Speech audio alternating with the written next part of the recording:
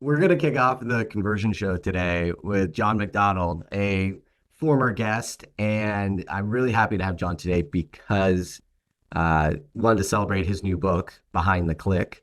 I read his last one, Opt-in into optimization. Also founder of The Good.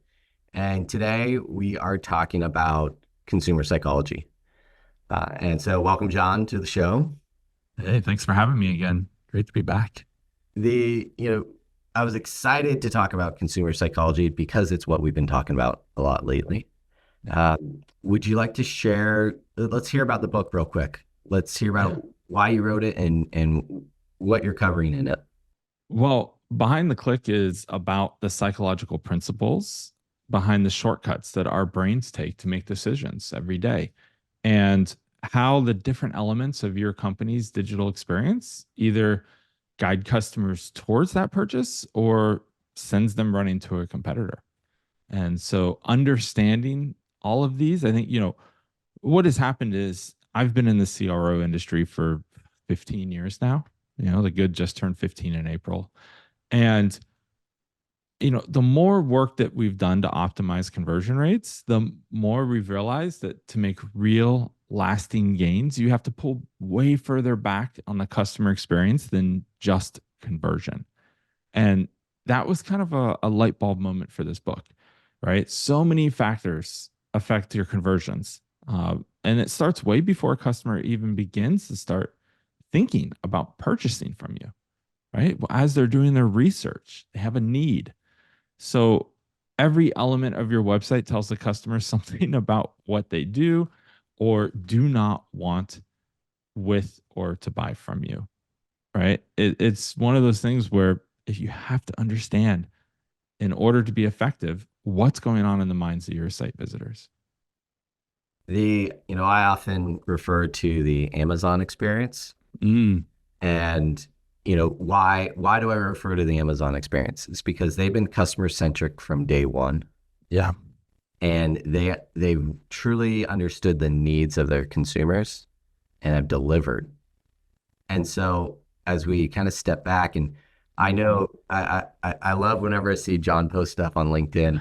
It's always like bashing pop-ups. And there's a reason for it. And there's a good reason for it, is because digital marketers still don't understand consumer needs, Mm-hmm. the consumer psychology. And that's what we're going to talk about today. Let's talk about when someone arrives on your website, what are their needs? With Behind the Click, how do you approach introducing this concept of, Mm-hmm. understanding your customers? Well, I think that the first thing is that you really need to understand that there are four key phases to that buying life cycle.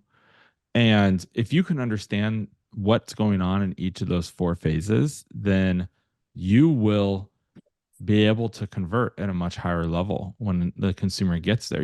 And really you need to be thinking about it as the discovery phase, right? This is where customers are going to form that initial impression just based on whether your company understands their problem and has a potential solution to that, right? I've said this a lot.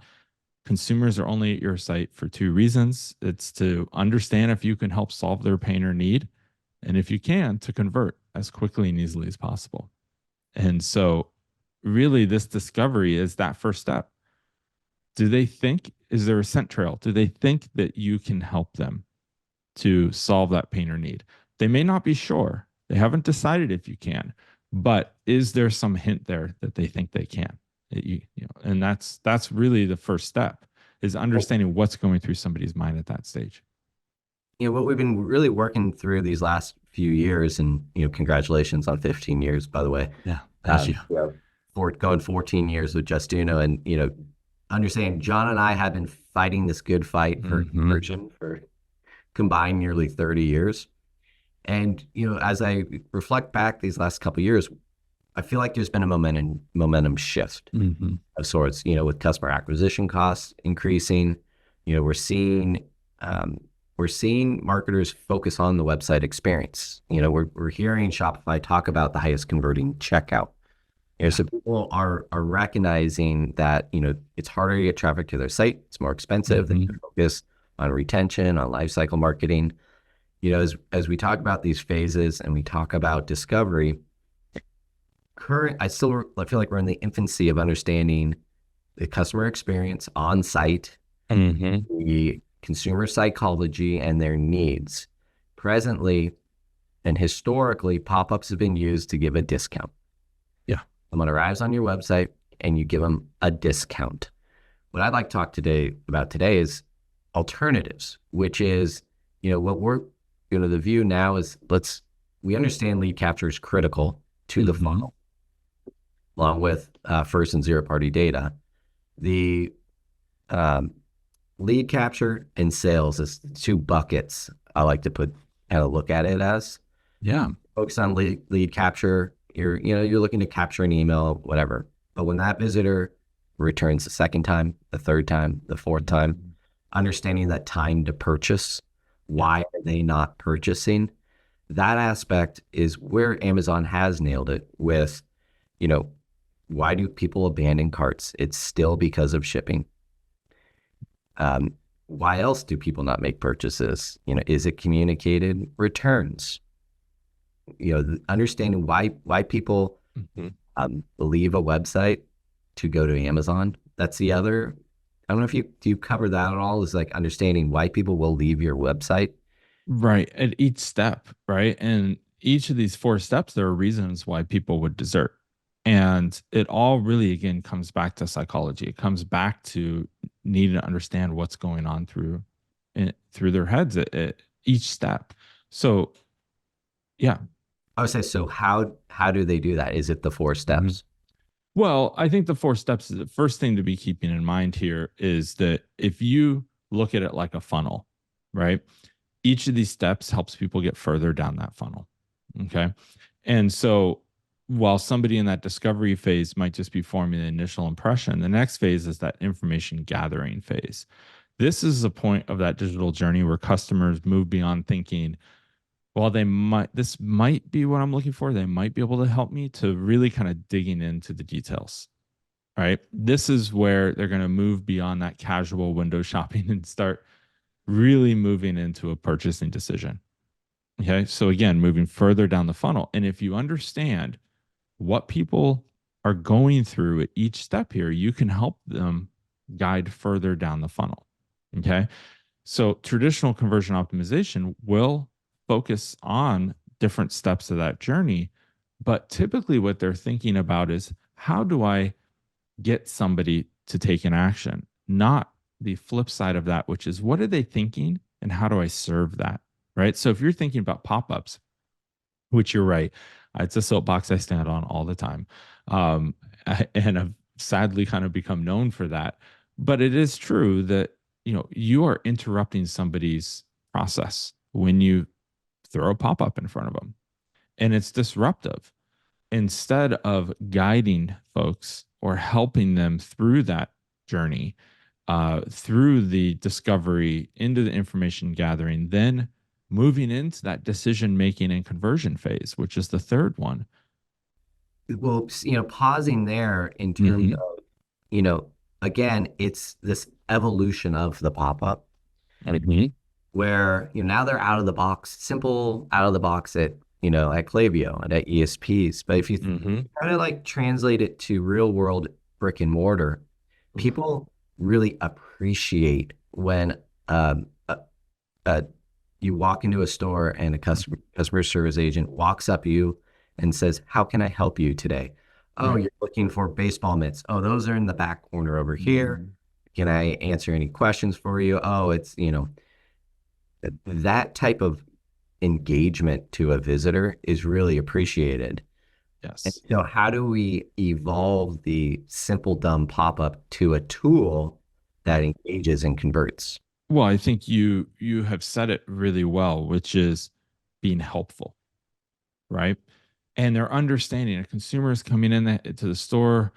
They want to leave that store and get on with their lives. So I'm going to help them get to the right department and show them where the things are and answer any questions that they have, as opposed to, playing off of this brick and mortar. analogy. If I walk into a store and someone throws a clipboard in front of me and says, "Give me your email address," that's not helpful, right? I'm like, I don't even know if you have what I need. It's very annoying. First of all, it's disruptive. I'm going to turn around and leave. So that's the difference. Well, and how worse is it is if you walk in, give them your email, and then you walk out, and then the next day you walk back and they say, "Can we have your email again?" Mm-hmm. Like, wait, I already don't you know who I am? I was just here. Which gets into the how do you be helpful? And Mm-hmm. it's that personalization component. Well, I think there is personalization at play for sure. But I also think personalization is, I like to call it like a graduate level course. And so many brands haven't gone through high school or even college to get to that course, right? So they really try to think, how can I personalize my site? As opposed to, well, let's just serve the mass amount of visitors with the correct navigation, right? If 90% of people are coming and they're trying to follow some user journey, just allow them to take that user journey, right? And that is the big issue where folks want to jump to personalization and try to do a one-to-one with their website when they don't have the data to do it. They don't have a customer understanding.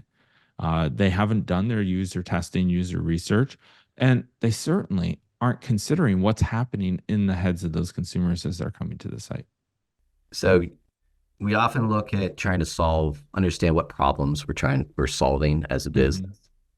And you hit the nail on the head there with personalization has not been achievable. It hasn't been Mm-hmm. scalable for the average user because and just if we can solve that, it's going to enhance everyone's customer experience. Right. So, at Justuno, the way we're approaching it is we're looking at similar industries. So email marketing. Mm-hmm. 10, 15 years ago, you were not able to send one-off emails to everyone that were personalized. So they built segmentation and automation. Mm-hmm. That is the future of the on-site experience. Figuring out what segments you want to target, building that journal for them, and then let it flow. Well, we talked a little bit, we started talking a little bit about that decision making phase, right? And I think there's a couple, of things to be thinking about there. Decision fatigue is real, right?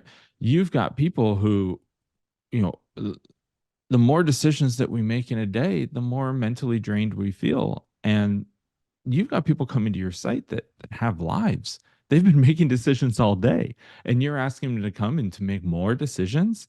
Um, I think what happens in those cases is people desert, right? They just stop making decisions altogether because they just I can't. I'll have to come back to this tomorrow, and they don't come back. So it is, again, going back to the Amazon experience. They understand that. They understand you want to buy with one click.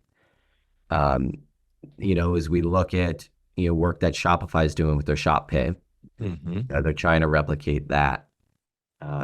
They have that new, and I mentioned Shopify. Obviously, there's other solutions, but they now have the shipping validation where you can have a badge that So they're starting to understand, trying to give tools to their retailers to replicate what's been so successful at Amazon. Right. So but now it gets into how do you communicate that to someone landing on your website, with all the other competing information you have on your website. Well, there are two different key customer types that you need to really understand. And those are what we call the maximizers and the satisfiers. So the maximizers, they're really looking to understand every nuance, every available option in order to make the best decision possible. These are the folks who, if they're looking for a product, they've got like 20 tabs open and they're looking on Amazon and the retailer and they're trying to compare notes and they're saying, well, this retailer has really good product descriptions and videos. They probably don't have a bunch of A plus content on Amazon, but it's cheaper and I can get it next day, right? And it's Um, easy to return. and it's easy to return. They know, they know the checkout, they know the process, they trust, have some trust with Amazon. So, those folks, really the key there is to provide better content than Amazon can and keep people on your site. And that's where personalization, segmentation, et cetera, can come in to some degree.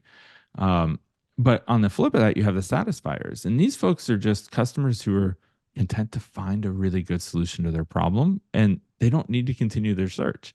They're like, you know what? This product, I'm looking for a great backpack. This backpack is meets all my needs. I'm good. I'm just going to buy it. It's not worth my time to find one that's $5 cheaper or whatever they might be thinking, right? So you need to understand that if you do nothing else of personalization, just start with those two personas, right? And how can you make it very quick and easy for the folks who just want to get a purchase and move on, and provide all the information that's necessary for the folks who really want to dive in deeper?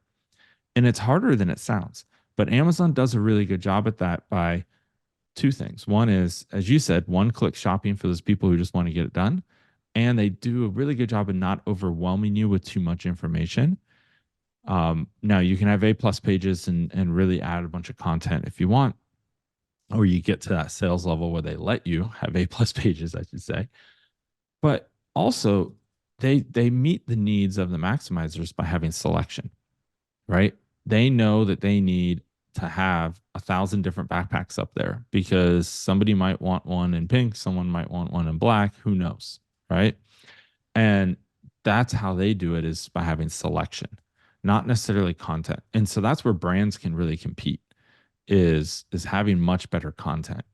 Um, and that hasn't changed, but you need to make sure that content is in a manner that's not overwhelming. So if you win them with the content, Mhm. how do you keep them? What further information is critical? Like you said, quick and easy for the satisfier. Mhm. What do you need to communicate to them to keep them from opening a new tab and finding it on Amazon? Well, I think the first thing you need to do is understand that consumers have already gone through things like anchoring bias and confirmation bias in that discovery phase. So, really, what you can do in order to keep them going down that funnel is to um, make sure that that first piece of information that they're encountering, be it your homepage, the landing page, etc., is wonderful content. It needs to be content that is going to address that specific question that they have in that phase, that you can help solve their pain or need. And if you can't, that's fine. Send them on their way, because you really don't want them hanging around your site anyways for no reason. And then that confirmation bias is all about giving more weight to information that aligns with pre-existing beliefs. So what I mean by that is you want to reinforce what people are already thinking about. So if you know your customers well and you know that they want a backpack that can fit, all of their photography equipment, or you want a backpack that is lightweight that you can go hiking with, those are completely two different expectations that consumers have. And so if you don't meet them where they're at based on the ad campaign or whatever drove them to the site, you're now bringing that anchoring down, right? Because you have, they've, that first piece of information doesn't align with what they're looking for. And then they have that confirmation bias, which is to say that this doesn't align with what I thought this brand was going to show me based on whatever I clicked on, the ad, however I got there, a referral from a friend. If that doesn't align, then all of a sudden the rest of that journey is ruined, because they now look at that and say, yeah, this isn't what I thought it was going to be. I'm moving on. Right. So even if That's, they get to that you're next step, speaking specifically to the product itself, that they're looking for a product to solve a need that they have. well, they're looking to solve a need. Can your product solve a need? Yeah. Right. So yes, the product is important, but I think it's less important than connecting to what the need is that they have. Right. Because if your product can't solve that pain or need, then there's no reason to continue to push them down the funnel. And that's really what traditional conversion optimization does. Is that the whole goal is just how do we get people further down the funnel?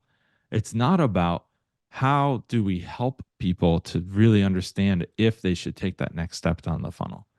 And that's the flip that I am proposing in behind the click, and how to really understand what people are thinking so that you can help solve those pains or need for them. So let's talk about what people are thinking. Yeah. Like what's we have your 4 steps of discovery. Mm-hmm. What, if I'm a digital marketer, and I'm hearing about, like, in my mind, I'm thinking, I don't like needs, like, how am I supposed to know what needs my client have?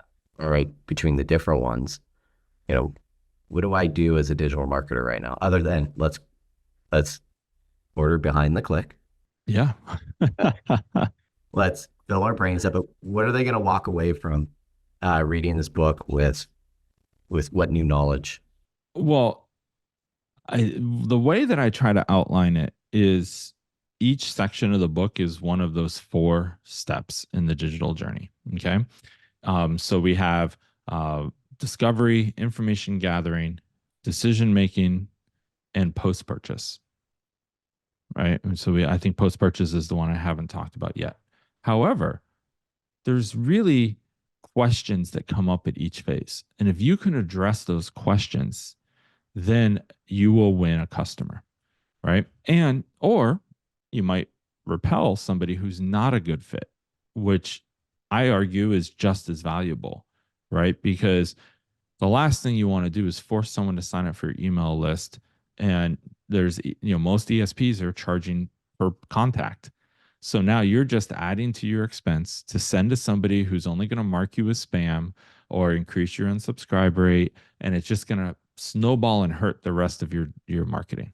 I have on that note, when we launched Just Uno, talk about people not liking pop-ups. Yeah, we got laughed off the street. And, we quickly pivoted to allowing people to grow their Facebook fan count. Mm. And I kind of feel like we're in that same time and place with emails, Mm-hmm. where people don't care about quality. They just want a big number. Yeah. With Facebook fans, you could buy Facebook fans.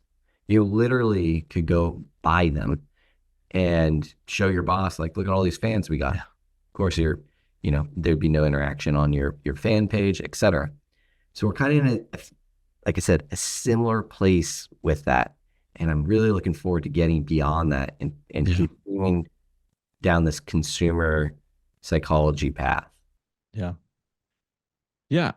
What I tried to do with that is at the end of each chapter, I pose the questions that the consumers are going to ask, and then talk to you about how you're going to address those. And I did that as a summary at the end of each chapter because, let's be honest, I mean, we're all busy. And I assume that some people are going to flip to the end and want to know, okay, what's the key takeaway? That was a question I'd written down to ask you, like, for our listeners today. What can you open up your book there and just share give us a sense of what these questions are? Yeah. Well, let's talk just about the discovery phase, for instance. Yeah. First question people ask is, does this company understand my problem? Right? You need to carefully craft that first impression, because this is going to create that anchor for the entire digital journey to follow. Right? Again, that anchoring bias, anchoring effect. The second question people are asking in this phase is somewhat similar, but does this company have a solution to my problem? Right? So do they understand my problem, and do they have a solution for it? Right? So the best way to do this is to conduct user testing to determine what your customers' needs are. Don't make the assumption that you know, right? Even if you've been in business for a long time, talking to consumers on a regular basis through user testing is going to really help you to understand what's that solution they're looking for, right? And you need to talk to that directly so you can guide them to that right solution. Information gathering phase has a bunch of questions as well. Um, you know, can I find what I'm looking for? I mean, this is pretty simple, but it's create a clear and customizable browsing experience, right? What do I need to know about this purchase? Okay. So this is making sure you're not leaving anything up to interpretation. We suggest that you say things and then you say them again and again, right? Just keep reiterating that point. Um, Another good one is who else has already bought this? And if I join them, what does that say about me? Right. This is where social proof really can come in, but you really want to show what this purchasing choice says about them to other people. So And that's the psychology behind it. right there, for me, you just nailed the first real example I could pull and implement today. And I say that in a sense of, understanding the problem and solution can be very general in a sense. Yeah. Backpack broke, I need a new backpack. Maybe that's Right. it, whatever. But, what do I need to know? Well, for me personally, and most consumers, I need to know, are you going to ship this today? And am I going to get it? Are you going to be there if I have problems? Customer support. This example of who else has bought really is that example where I visually can see, that social validation on the site. Right. You can put a plug in for social, whatever, user generated content has been created from other purchasers. Yeah. And then you get into this world of the content for that user who just wants to shop with you, not Amazon, because you have the real content. Well, and when they go to make the decision, these consumers are asking themselves the question of what's in it for me. So if you've properly set that up where they're able to see who else has bought this and what's that going to say about me if I buy it, that makes that question in the next step about what's in it for me so much easier. Right. And most people at this step will go to discounting.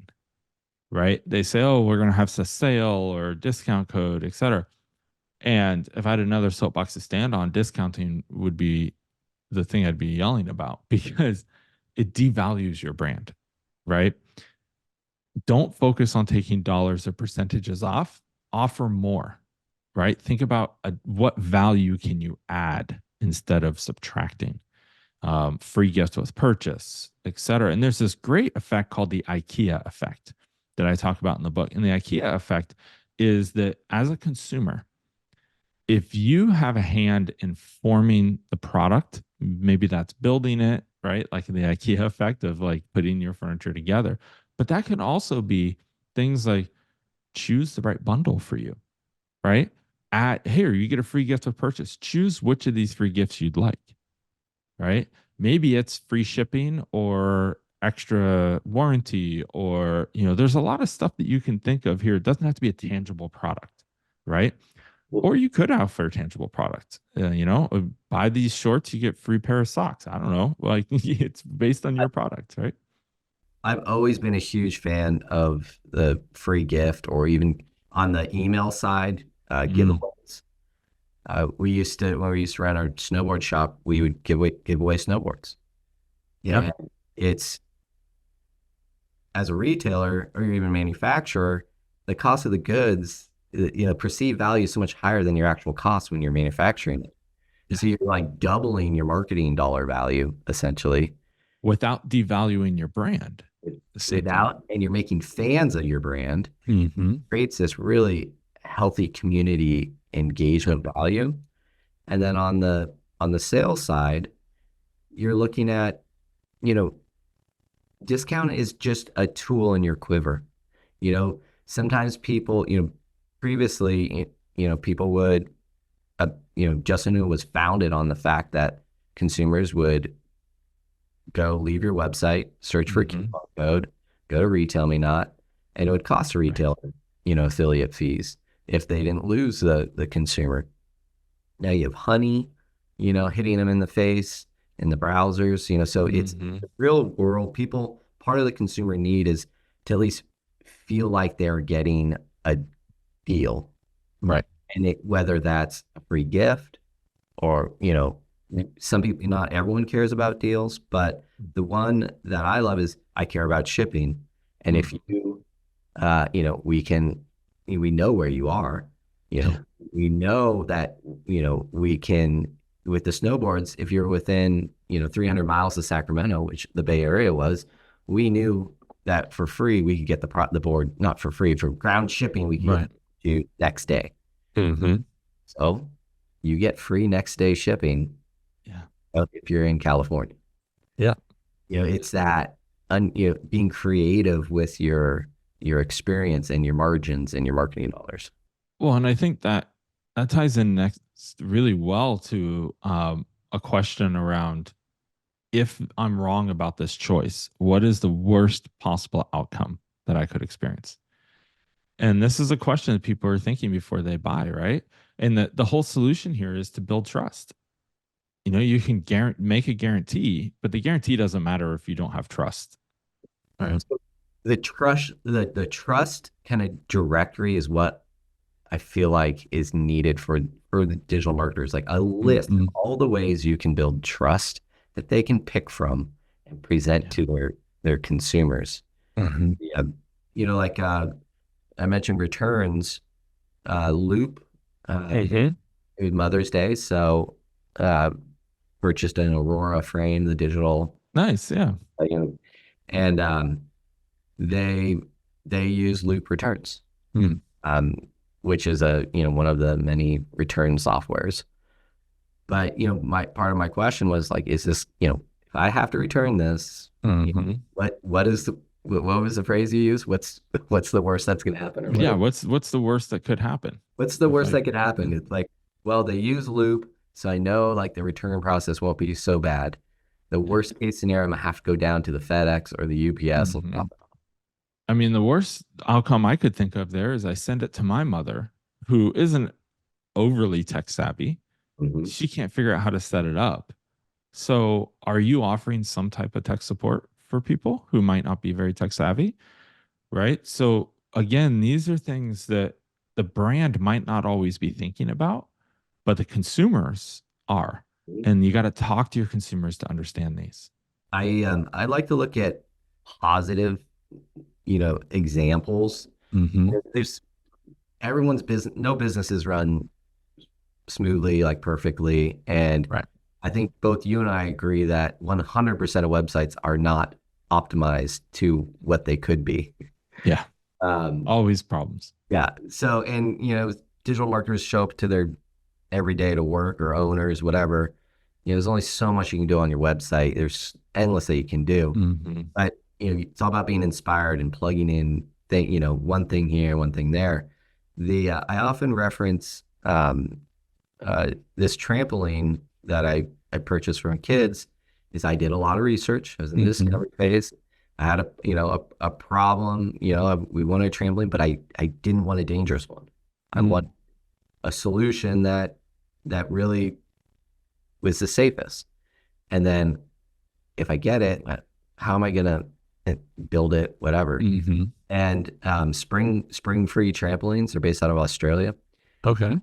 Their website answered all of my questions, and they have that service where it's like the whole setup, like you can on the website pay for someone to come set it up.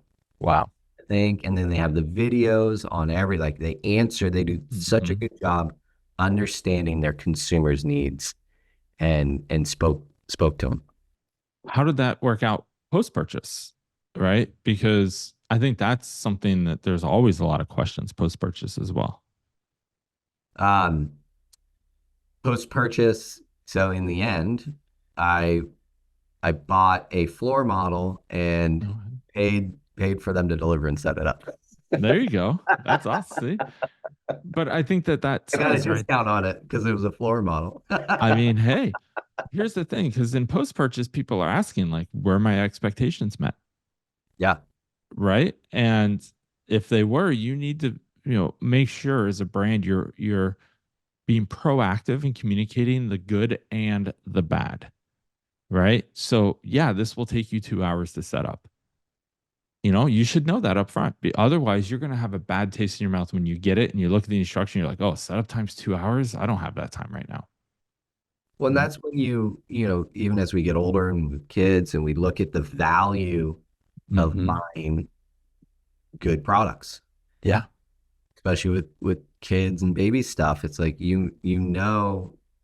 you buy a certain brand, it's going to be Hmm. easy to assemble because they've thought about the design part of it. So you're Hmm. willing to pay more for something that you know is going to save you time and be less hassle. Exactly. I mean, because that's another question people are asking is, did this product or service work as it should? Right? Is it clear and easy to understand? Is there an onboarding process? Um, and then they're asking, would I make this decision again or recommend a friend to do the same? Right? Well, also what I'm thinking right now too is depends what kind of brand you are and your average order value. Hmm. If as depending which you obviously work with larger brands that have some have big ticket items, Hmm. so there's the discovery, the purchase decision may take longer. Yep. And like with the trampoline, it's a big purchase, so you want to make sure you're making the right purchase. Yeah. And so you may go to that website, it's that time to purchase. Hmm. Um, that is, that's a big factor. Well, but I also think in terms of bigger ticket items, you would have been willing, I'm guessing, to pay more to have a safer, easier to set up product, right? Now you happen to find a floor model, which is great. It was a good hack to get a discount on it. But the reality is that you were willing to take a floor model because it was pre-built and you could easily get it delivered. Um, so it's understanding what those trade-offs were so that you can really meet the customer where they're at, answer their questions as that site did, make sure that you're providing such a great experience all the way through delivery and setup and onboarding, right? You want to leave them on a really good note with quality, post purchase email flows, right? Check in with them. Most people, the email flows we get these days are very few about making sure that everything's going well. Instead, it's leave me a review, Yeah. right? That's the number one post-purchase email, which is really sad because you're missing out on a chance to really support the customer through that journey to make somebody who can be a brand ambassador and then hit them up for a review, right? Instead of just shortcutting right to leave me a review. I mean, in your fourth step post purchase, that's when we get into retention. And Hmm. that's where it's second purchase. And that is an area that I feel like is just now getting connected into Hmm. to marketing, is understanding that in the funnel, it doesn't end when they purchase. We need to make sure the shipping you know, Hmm. does their end of the job. Yeah. All about getting that product into their hands. The right product arrives. It's a nice unboxing experience. Hmm. The whole customer journey, the customer experience all the way through is so important Well, to, let's be honest. This is where DTC has really been forced to go because margins are so low, ads are so expensive that you can no longer, as an ongoing business, just lose money on that first purchase. It's not an option right now. You need to, even breaking even is a challenge. You need to make money on that first purchase. And so if you don't get people to come back and buy again, in a lot of cases, the only margin that's made is on that second purchase. And I think what we found is, over the past 4 or 5 years for, COVID, everything else, DTC really got used to cheap ads where they could bring somebody in or money was cheap, in which case it didn't really matter. They were happy to lose money on that first purchase to get people into the brand. but then people didn't come back and purchase a second time because they were so focused on getting that first purchase that they just didn't really care about the entire journey. And as you just said, they need to focus on what happens after they purchase so that they want to buy again. And it's almost an imperative now. If you're a brand who won't get that second purchase, you're unlikely to be around very much longer. Well, time to first purchase, make it a great experience. You're going to reduce that time to first purchase if you understand their needs, create experience around it, and then make sure you follow through so you get that second experience. Yep. So fall in love with your brand. Well, Jon, this is a subject that will only be in our next discussion, which we'll get on the calendar. All right, let's do it. See how much progress we've made in the remainder of 2024. So behind the click, Yes. I'm gonna jump straight through and check out the questions at the end of each chapter. Yeah. As I do my research. Where can our listeners find Behind the Click presently? Yeah. So, of course, you can get it wherever books are sold. It's all over Amazon, et cetera. It was actually the #1 new release on Amazon in marketing and consumer behavior. So, 2 different categories, which was awesome to see. Beat out some really impressive names on that list, including Gary Vaynerchuk, who had released a book the week before. So, that was a huge win for me. But you can really go get it easily on thegood.com/BTC for Behind the Click. And then actually, I'm happy to give 50% off if you get an ebook copy off of the site. Use the code BTC podcast 50. So BTC for Behind the Click podcast and the number 50. And you'll get 50% off if you buy it at The Good. So thegood.com/BTC will take you right there. Huge. Thank you. Yeah. Well, Jon, congratulations on the new book. Like I said, I love the subject matter, and it's something that I think our industry needs. And let's do this. Let's finish up here and let's get something on the calendar. Yeah, would love to do that. There's Follow up on this. over 300 pages here, and we've covered very little of it. So Yeah. would happy to talk again. And I do know that you are posting a lot to LinkedIn, so I highly recommend you pull Jon MacDonald up on LinkedIn and follow his wonderful content that he's posting. Yeah, well, thank you. All right. Well, thank you. Thank you for joining us today, and I hope everyone enjoyed.